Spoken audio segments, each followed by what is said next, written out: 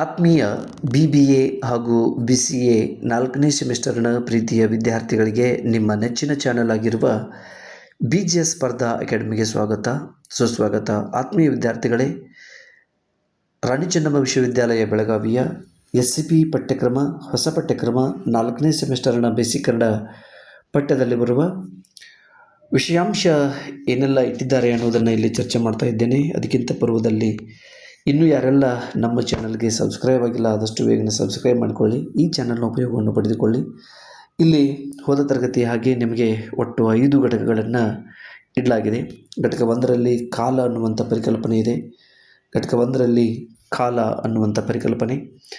ಘಟಕ 2ರಲ್ಲಿ ಪಾರಮಾರ್ಥಿಕತೆ ಅನ್ನುವಂಥ ಪರಿಕಲ್ಪನೆ ಇದೆ. ನಂತರ ಘಟಕ 3ರಲ್ಲಿ ಬೆಳಗು ಅನ್ನುವಂಥ ಪರಿಕಲ್ಪನೆಯ ಮೇಲೆ ಉಪಘಟಕಗಳನ್ನು ಇಟ್ಟಿದ್ದಾರೆ. ನಂತರ 4ನೇ ಘಟಕ ಬಹುಶಿಸ್ತೀಯ ಅರಿವು ಅಥವಾ ಅಧ್ಯಯನ ಅಂತ ಕರಿತೀವಲ್ಲ, ಹಾಗೆ ಬಹುಶಿಸ್ತೀಯ ಅಧ್ಯಯನ ಮೇಲೆ ಇಟ್ಟಿದ್ದಾರೆ. ನಂತರ ಕೌಶಲ್ಯ ಕನ್ನಡ 5ನೇ ಘಟಕ ಕೌಶಲ್ಯ ಕನ್ನಡ. ಇಲ್ಲಿ ಬರವಣಿಗೆಯ ಮೇಲೆ ನಿಮಗೆ ಕೌಶಲ್ಯ ಕನ್ನಡ ಅಥವಾ ವ್ಯಾಕರಣ ಪಠ್ಯಾಂಶವನ್ನು ಇಟ್ಟಿದ್ದಾರೆ. ಬನ್ನಿ ವಿದ್ಯಾರ್ಥಿಗಳೇ, ಈಗ ಯಾವ ಪಠ್ಯ ಅಥವಾ ಗದ್ಯ ಪದ್ಯಗಳನ್ನು ಅಳವಡಿಸಲಾಗಿದೆ ಅನ್ನೋದನ್ನು ನೋಡುತ್ತಾ ಸಾಗೋಣ. ಇಲ್ಲಿ ಘಟಕ 1ರಲ್ಲಿ ಕಾಲ ಅನ್ನುವಂಥ ಪರಿಕಲ್ಪನೆ. ಘಟಕ 1 ಹಕ್ಕಿ ಹಾರುತ್ತಿದೆ ನೋಡಿದಿರಾ. ಈಗಾಗಲೇ 10ನೇ ತರಗತಿಗೆ ದ.ರಾ. ಬೇಂದ್ರೆಯವರ ಒಂದು ಸುಂದರವಾದ ಪದ್ಯ, ಇದನ್ನು ನೋಡಿಕೊಂಡು ತಾವೆಲ್ಲ ಬಂದಿದ್ದೀರಿ. ತಮಗೆ ಇದು ಅಧ್ಯಯನಕ್ಕೆ ಅತಿ ಸರಳ ಅನಿಸ್ಬೋದು. 10ನೇ ತರಗತಿಯ ಹಕ್ಕಿ ಹಾರುತ್ತಿದೆ ನೋಡಿದಿರಾ ಅನ್ನೋದನ್ನು ಇಲ್ಲಿ ನೀವು ನೋಡ್ಕೋಬೋದು.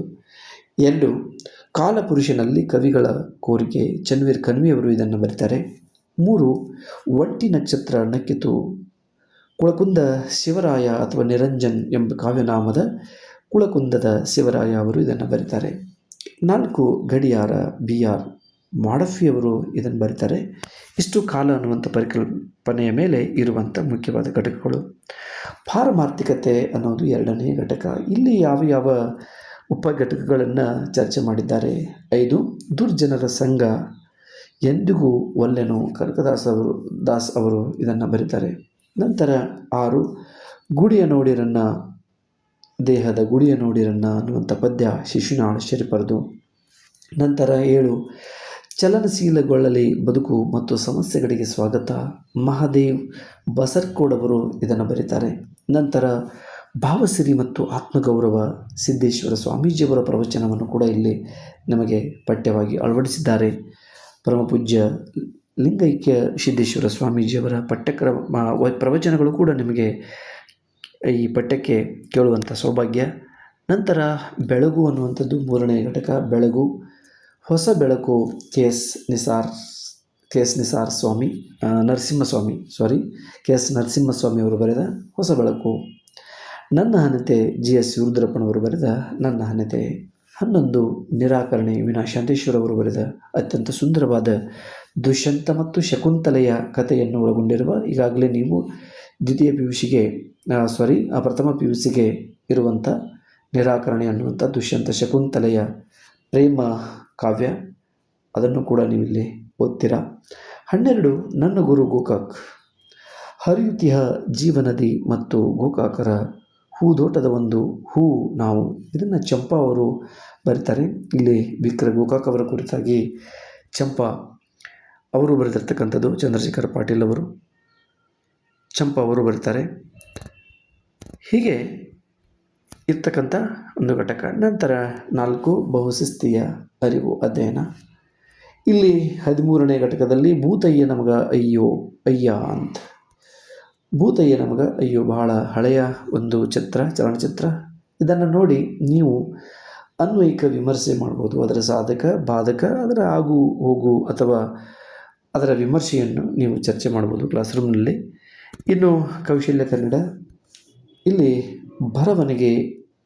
ಬರವಣಿಗೆಯ ಅರ್ಥ, ಬರವಣಿಗೆಯ ಸ್ವರೂಪ ಮತ್ತು ಮಹತ್ವ, ಬರವಣಿಗೆ ಕಲೆಯ ಗುಣಲಕ್ಷಣಗಳು, ಬರವಣಿಗೆಯ ಪ್ರಮುಖ ನಿಯಮಗಳು, ಬರವಣಿಗೆಯ ಪ್ರಕಾರಗಳು, ಉತ್ತಮ ಬರವಣಿಗೆಯ ಕೌಶಲ್ಯ ಕಲಿಯುವುದು ಹೇಗೆ, ಹೀಗೆ ನಿಮ್ಮ ವ್ಯಾಕರಣಕ್ಕೆ ಅಥವಾ ಕೌಶಲ್ಯ ಕನ್ನಡದಲ್ಲಿ ಬರುವಂಥ ಪಠ್ಯಗಳು ನೋಡ್ಕೋಬೋದು. ಹಾಗಾದರೆ ಇಲ್ಲಿ ಇಷ್ಟೆಲ್ಲ 80 ಅಂಕಕ್ಕೆ ಯಾವ ರೀತಿಯಾದ ಪಠ್ಯ ಇದೆ ಅನ್ನೋದನ್ನು ನೋಡಿದ್ದೀವಿ. ಈಗ ಪ್ರಶ್ನೆ ಪತ್ರಿಕೆಯ ಸ್ವರೂಪ ಹೇಗಿದೆ, 4ನೇ ಸೆಮಿಸ್ಟರ್ಗೆ ಪ್ರಶ್ನೆ ಯಾವ ರೀತಿಯಾಗಿ ವಿಭಾಗಿಸ್ತಾರೆ ಅನ್ನೋದನ್ನು ಇಲ್ಲಿ ನೋಡ್ಕೋಬೋದು. ಹೋದ ತರಗತಿಯಲ್ಲಿ ಇದ್ದ ಹಾಗೆ ನಿಮ್ಮ ಪರೀಕ್ಷೆಗೆ ಒಟ್ಟು 3 ಗಂಟೆಗಳು, 80 ಅಂಕಗಳು, ಒಟ್ಟು ಅಂಕಗಳು 80. ಇಲ್ಲಿ ಒಟ್ಟು ಮುಖ್ಯವಾಗಿ 3 ಪ್ರಶ್ನೆಗಳಿರ್ತವೆ.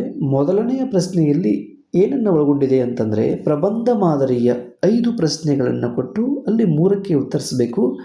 ವಿಶೇಷತೆ ಏನಂತಂದರೆ, ಪ್ರತಿ ಘಟಕದಿಂದಲೂ ಕೂಡ ಇಲ್ಲಿ ಒಂದೊಂದು ಪ್ರಶ್ನೆಗಳನ್ನು ಕೇಳಲಾಗ್ತದೆ. ಹಾಗಾದರೆ ವಿದ್ಯಾರ್ಥಿಗಳೇ, ಇಲ್ಲಿ ಒಂದು ಚಾಣಾಕ್ಷತನ ಏನನ್ನು ತೋರಿಸ್ಬೋದು ಅಂತಂದರೆ, ಎಲ್ಲ ಗದ್ಯ ಪದ್ಯಗಳ ಸಾರಾಂಶವನ್ನು ನೆನಪಿಟ್ಕೊಂಡು ಈ ಪ್ರಶ್ನೆಗಳಿಗೆ ಉತ್ತರಿಸಿದ್ದೇ ಆದರೆ ನಿಮಗೆ 15ಕ್ಕೆ 13, 14 ಅಂಕಗಳು ಬರಬಹುದು.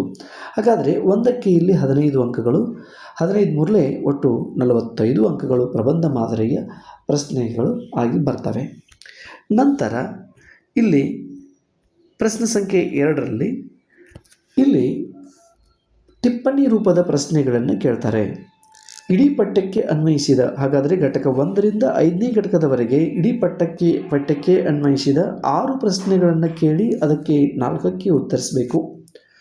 6ರಲ್ಲಿ 4ಕ್ಕೆ ಉತ್ತರಿಸಬೇಕು. ಹಾಗಾದರೆ 2 ಇಲ್ಲಿ ಹೆಚ್ಚುವರಿ ಪ್ರಶ್ನೆಗಳಾಗಿರ್ತವೆ. ಇಲ್ಲಿಯೂ ಕೂಡ ಪ್ರತಿ ಘಟಕದಿಂದ ಕನಿಷ್ಠ 1 ಪ್ರಶ್ನೆ ಕಡ್ಡಾಯವಾಗಿ ಬರ್ತದೆ. 5 ಘಟಕದಿಂದ ಒಂದೊಂದು ಪ್ರಶ್ನೆಗಳು ಇಲ್ಲಿ ಕಡ್ಡಾಯವಾಗಿ ಬರ್ತದೆ.